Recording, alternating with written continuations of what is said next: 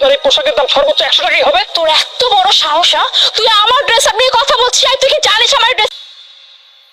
এই আপনি এটা কি করলেন? আপনি আমার গায়ে হাত তুললেন। আমি আপনার সাথে ভদ্রভাবে কথা বলছি আর আপনি আমার গায়ে হাত তুলছেন। আমিও চাইলে আপনার খারাপ হয়ে যাবে।